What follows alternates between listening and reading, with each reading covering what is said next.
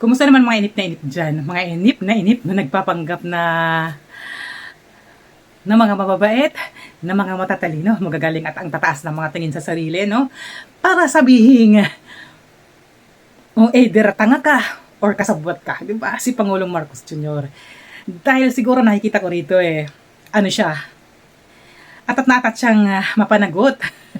Mapanagot yung sangkot sa korupsyon, sa flood control, yung magagaling sa kickback, yung mga tumakbo sa politika para lang makapagnakaw sa kaban ng bayan. So nakakagigil, di ba? Oo, nanggigil dito sa Christian Esguerra. Pero hindi ako sumasang-ayon sa kanyang binitawang salita. Wala kang tiwala sa proseso, kumilos ka. Kumilos ka. Kung may ebidensya ka, nakasabot ang Pangulo, ilabas mo yung resibo, siguraduhin mo lang na lahat ng yun ay may basihan at talaga mapapatunayan mo na kasabwat. At kung may ebidensya ka rin, kung hindi mo patunayan, doon sa isang salita na lang, natanga si Pangulong Marcos. Paano mo siya mapapatunayan tanga, di ba? Yun medyo nasaktan to si Christian Esguerra sa mga balik sa kanya ng mga supporter ni Pangulong Marcos Jr. Pero dapat mong tanggapin yan kasi yan hindi po pwedeng pag ginusto mo. At walang balik sa'yo. Di ba? Lahat ng bumati ko sa administrasyon, lahat ng may gusto at may hangad na pabagsak ang administrasyon, asan sila ngayon, di ba? Tinawag nila sa mga nag-akalang weak si Pangulong Marcos, asan sila ngayon? Yung mga talaga naghangad para maisalba yung kanilang mga sarili na mapatalsik si Pangulong Marcos sa pagkakaupo, asan sila ngayon? Di ba? Yung mga magaling, mga pag-grandstanding sa Senate, yung mga nanggulo sa Senate, mga gustong balik rin ang sitwasyon na sila Senator Ping Lacson daw yung natuta ng administrasyon, si Win Gatchalian, si Erwin Tulfo, aba, asan sila ngayon?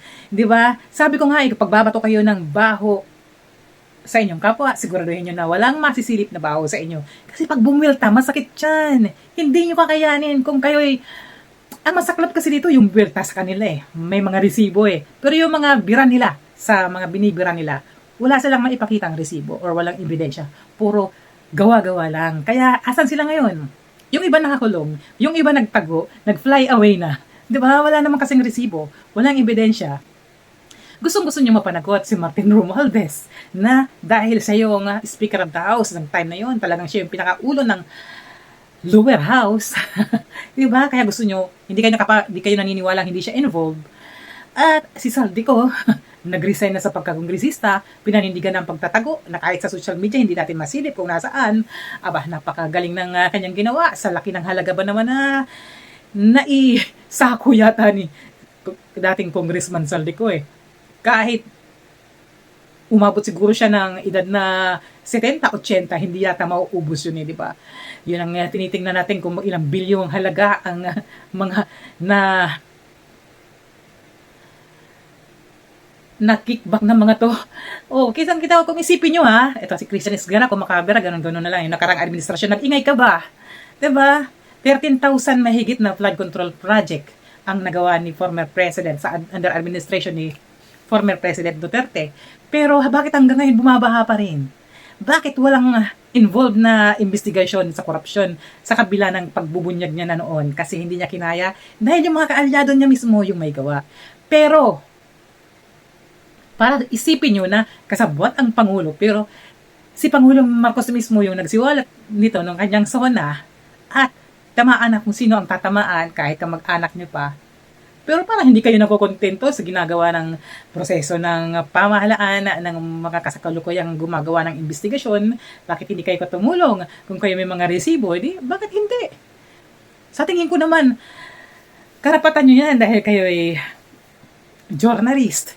May mga investigative journalist naman talaga tayo malalaman, makakatulong yan Kayo nga ang number 1 nakakatulong sa pagpapatalsik sa administrasyon di ba? Ang mga media. Pero dahil sa inyo, maraming nasisirang mga politiko rin di ba? Mabuti na nga ngayon, nagkaroon na ng mga maliliit na mga vlogger na nagkaroon na ng mga ganitong sitwasyon na itong nagtatanggol din sa mga politikong kumikilos at gumagawa ng matitino. Lalong-lalo na, yan, alam naman natin na si Christian Esguerra ay number 1 anti-Marcos to. Sala yung mga sumisigaw nung time na yun na magdanakaw, gusto nilang pahingiin ng tawad si Pangulong Marcos sa sambayan ng Pilipino, gusto nila yung admittance na totoong ginawa ng Marcos administration nung nakaraang kay senior pa, yun ang inaantay ni Christian Esguerra. Huwag mong asahan. Dahil lahat yun sinampan nyo ng kaso, di ba? Lahat ng ginawa ng nakaraang mga administrasyon sa pamilyang Marcos. Pero may nagtagumpay ba? May nabawi ba kayo? Parang wala naman eh. Di ba? Hawak ng PCGG lahat ng ari-arian ng mga Marcos noon. Pero ano nangyari? Di ba may mga kaso? Lahat naman na-absuelto na yata. Kung meron man. Pakiname na lang dyan sa comment. Medyo parang sa sobra yatang nagtitiwala ako sa mga Marcos. Medyo, huwag niyong sabihin, nabubulagan ako. I-inform niyo na lang. Wala namang masama. Hindi sumasamba sa mga politiko. Naniniwala lang tayo na ito ay matino at mahusay at magaling. Walang iba. Yun lang. Na dapat suportahan. Kasi kung ang iluluklok natin dito ay mamamatay tao, ano na mangyayari sa atin?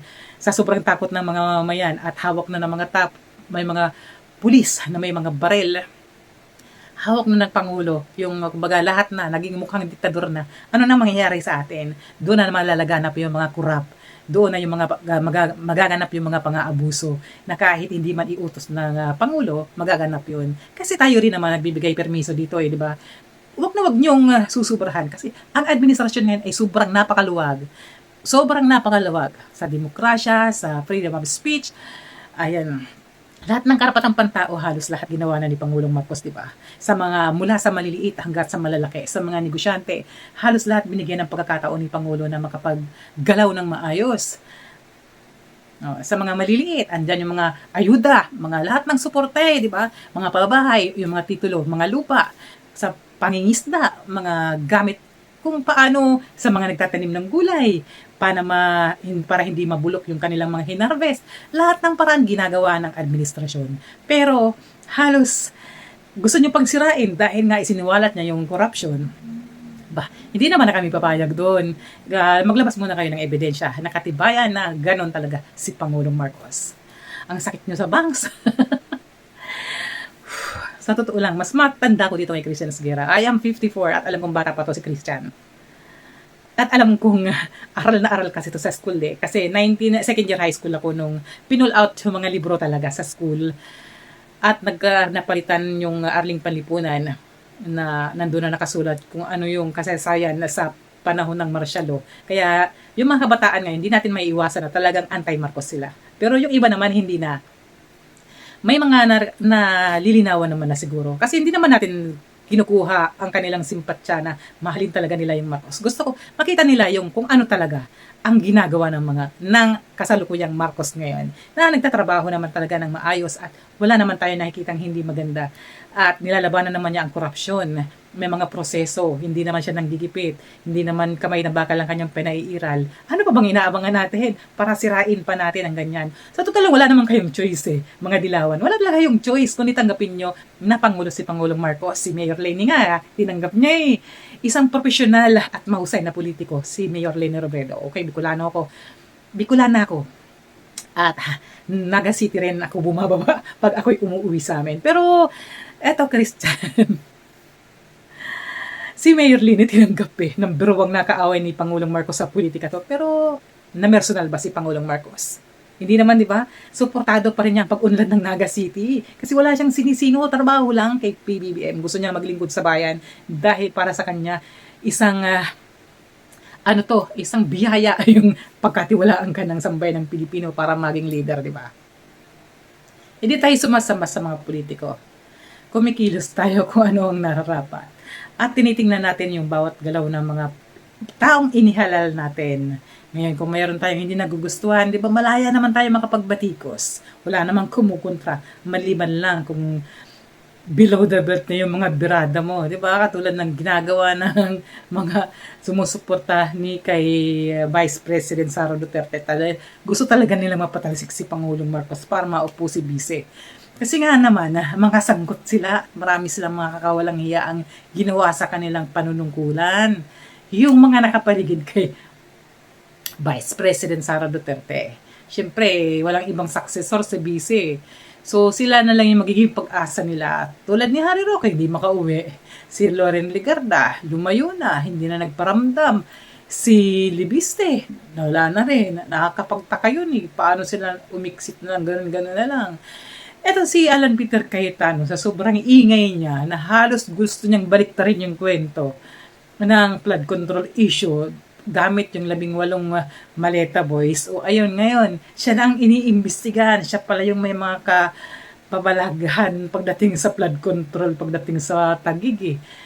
Hay nako, ito ang pinaka hindi yung pinag-iisipan bago kayo gumalaw, bago kayo kumalaban, nananahimik kayo, hindi kayo pinapansin, pero hinahanap nyo yun.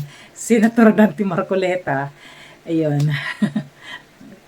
Siya rin ang napakulong sa sarili niya. Alam na alam naman natin yan kung bakit. Si Mike Defensor Santiago, hindi man politiko, pero lahat ginagawa niya, gusto niya nagtayo siya ng Blue Ribbon Committee yun sa labas ng Senate. Masyadong mga arrogante, masyadong mayayabang, pero sila yung may mga illegal na transaksyon, katulad ng bembangan negosyo nito ni Mike Defensor Santiago. Ito naman yung mga nalalaman lang natin dahil sa kanilang mga pag-iingay. Sila nagsasalpukan. So, kaya nalalaman natin bilang mamayang Pilipino dahil open na open eh. Open silang bumatikos. Open din silang biltahan. Hindi nila kinakaya. Tapos sasabihin yung weak leader, oh, tanga ang administrasyon. Ay, give me a break. Hindi tayo panatiko or sumasamba sa mga politiko. Tayo lang ay hindi tatahimik at hindi tayo bubo. Hindi natin nahayaan yung mga tao na may interes. Diba? Alam naman natin kung anong gusto mangyari ni Christian Esguerra eh. Pero, tanggapin mo. Dahil wala ka rin choice. Dahil ayaw mo kay Vice President Sara Duterte, manahimik ka. Ngayon, kung may resibo ka laban sa administrasyon, ilabas mo. Ganun lang yun eh. Pero kung magsasalita ka ng kasabwat, resibo, tanga, patunayan mo. Kasi, si Pangulong Marcos hindi lumalaban sa kaaway niya. May nagtatanggol kay Pangulong Marcos. Tanggapin mo ang bilta sa'yo. Ngayon, hindi mo kinakaya yung mga basher mo. Mga basher mong sumuporta sa'yo. Sumuporta sa'yo yan eh. Hinangaan ka, nag-subscribe sa'yo. Pero sinira mo ng ganun-ganun lang dahil sa atat na atat kang malaman kung sino talaga ang gusto mo talagang lumabas na yung pinakaulo ng nakawana sa flood control. Hindi ka mag-antay. Diba? Kitang-kita mo naman yung mga involved nasa Senate. Pinangalanan ni Yusek Bernardo. Pero tinatawag niyong tanga si Pangulo kasi gusto niya makita ng kumilos magsalita. Hindi dapat. Duterte na lang ang hangaan nyo. Isang salita na nun, isang mando nun, susundin nila agad. Pero, kapalit ng pagsunod na yun, may mga, yun eh, may mga kapalit yun eh. Diba? Grabing corruption ng time na yun. May nag-ingay ba kayo? Hindi, kasi takot kayo. Yun ba gusto nyo? Hayaan nyo yung proseso. Gumalaw. Ngayon, kung nababagalan kayo sa proseso, may mga rason at may mga dahilan yon. At alam kong alam nyo rin yun, di ba? Hindi mabubuo hindi magkakaroon ng quorum ang Senate, maapektuhan ang ekonomiya ng bansa pag naparalisa ang Senado.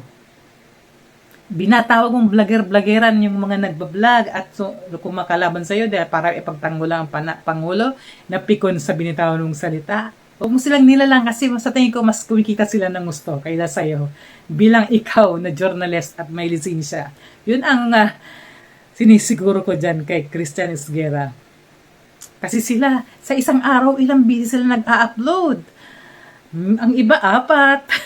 Pero ikaw, 2 lang, 2. Pero yung live mo, hinahati-hati mo pa para dumami yung revenue di ba? Wag mo tinatawag na vlogger-vloggeran. Wala man silang lisensya as a journalist. Nagbablog sila, pero dahil wala namang requirements sa YouTube na kailangan may valid ID ka, kailangan may lisensya ka, tapos ka sa ganito, bago ka bumatikos. Wala naman eh. Ikaw bilang may lisensya ng journalist, para tawagin mong vlogger-vloggeran, wag mo silang minamaliit. naninindigan lang sila sa kung ano ang alam nilang tama. Pero ikaw para magsalita ng either tanga ka, kasabwat ka. Wow, ikaw na yan. Na sobrang yayabang ng mga to no? Nakakapikon, nakakapamutla.